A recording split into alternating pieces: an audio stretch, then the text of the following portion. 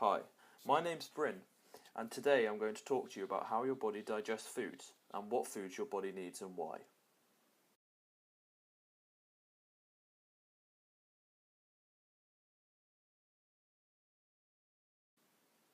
Digestion starts in the mouth, otherwise known as the buccal or oral cavity, where mastication occurs.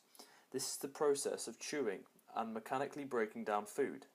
This is different from chemical digestion, which is the digestion using the chemicals produced by your body. Chemical digestion begins when the salivary glands release saliva into the buccal cavity. Saliva is rich in amylase, the enzyme that breaks down carbohydrates. After the food has been broken down into small pieces, swallowing movements pass the food through the pharynx and into the esophagus. Peristalsis, which is the rhythmic muscular contractions, push the food down the esophagus into the stomach, through the lower esophageal sphincter, a hole that allows food into the stomach.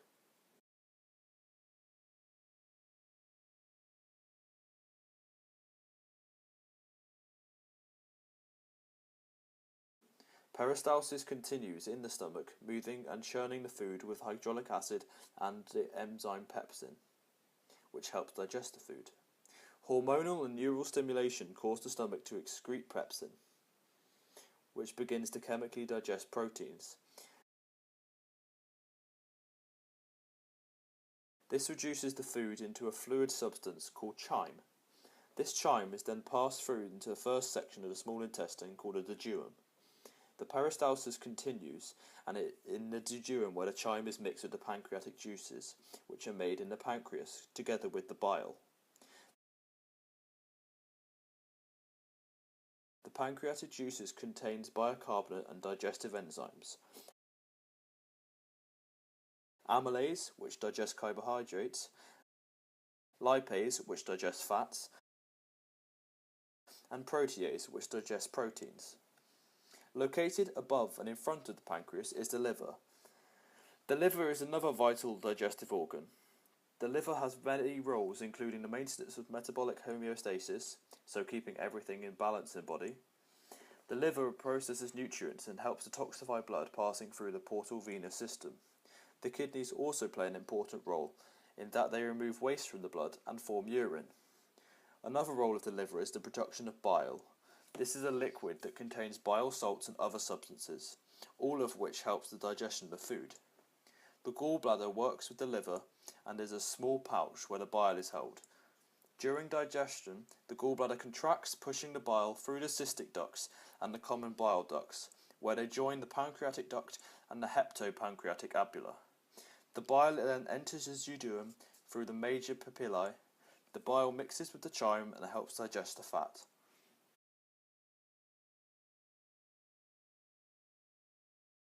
The chyme continues to mix with digestive enzymes as it moves through the duodenum and into the jejunum, which is part of the small intestine between the jejunum and the ileum. Nutrients are absorbed in the jejunum by the villi and microvilli, which are little folds of skin that increase the surface area for absorption. The remaining undigested food passes through the large intestine or colon through the incisional valve, which is a hole leading through the large intestine. The main function of the large intestine is to absorb water and solutes, to concentrate the waste and form stools. The peristalsis waves continues to move the stool through the various sections of the colon. The formed stool enters and stored in the upper section of the rectum, ready for excretion.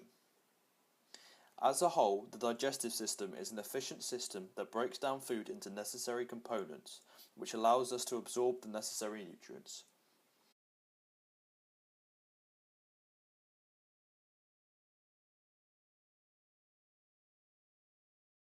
In order to have a healthy diet, you must consume adequate macro and micronutrients in order to provide your body with enough energy, or ATP, to be able to function, grow, and repair itself.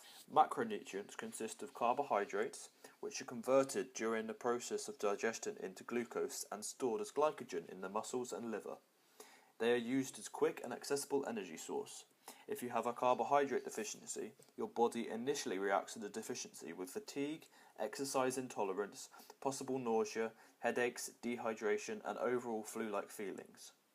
Macronutrients also include proteins, which are mainly used for growth and repair, but can also be used as an energy source if the protein goes through a process called gluconeogenesis, which converts it into glucose.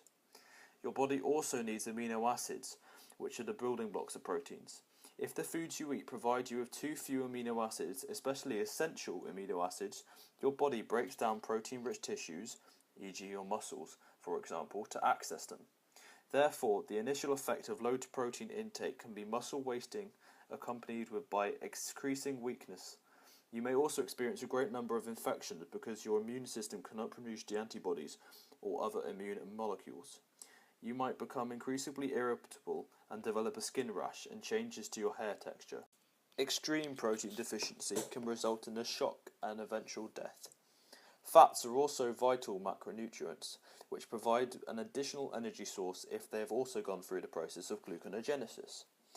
You need at least a small amount of good fats in your diet to provide essential omega-3 and omega-6 fatty acids to your body that they cannot make, and to help with the absorption of fats and fat-soluble vitamins. If you don't get at least 15% of your calories from fat, you could develop essential fatty acid deficiency, or a deficiency of one of the more fat-soluble vitamins, e.g. E, D, A, and K.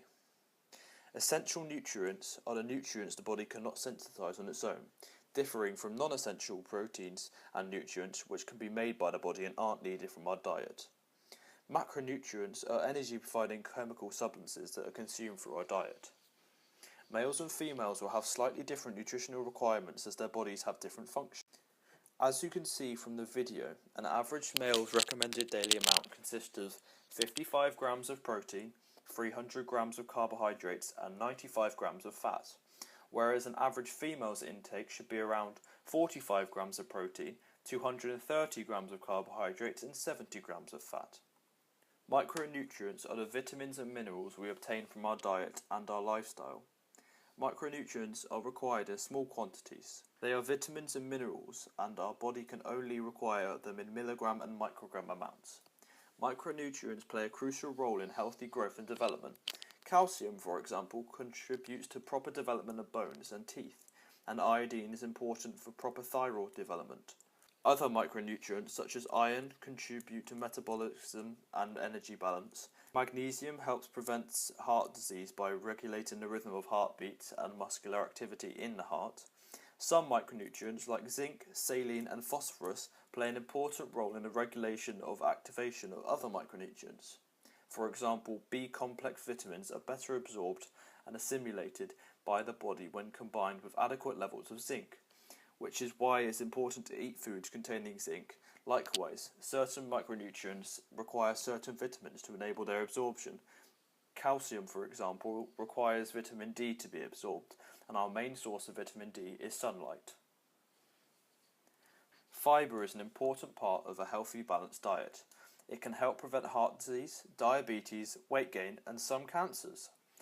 And it can also improve digestive health. If you do not have sufficient fibre consumption, you will digest carbohydrates faster, meaning you will have to eat greater amounts of food to stay full. It also means your stool will become harder to pass, which may result in distressing medical conditions.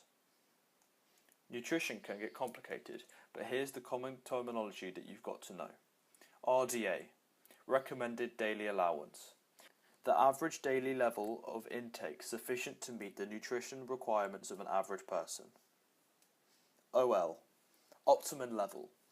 Optimum level is eating the right amounts of nutrients on a proper schedule to achieve the best performance and the longest possible lifetime in good health for an average person.